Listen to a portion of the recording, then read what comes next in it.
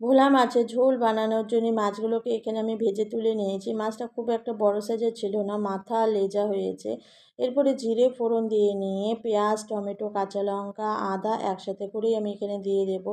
দিয়ে নিয়ে একটু নেড়েচেড়ে নেওয়ার পর এখানে আমি রসুন আর আদা গ্রেট করে নিয়েছি, সেটাকে দিয়ে দেবো। দিয়ে ভালো করে একটু নেড়েচেড়ে নেব। নেওয়ার পর একটু জিরে গুঁড়ো আমি দিয়ে দেবো আর পরিমাণ মতো একটু জল দিয়ে দেবো যাতে আলুটা নরম হয়।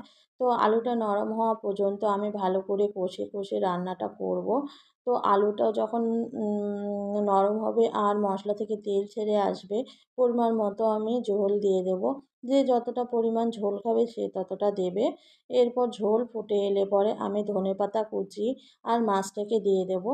তো ফুটে এলে পরে নামানোর আগে আমি দুটো তেজপাতা দিয়ে আমি নামিয়ে নেব। তো এভাবে করে একবার অবশ্যই করো।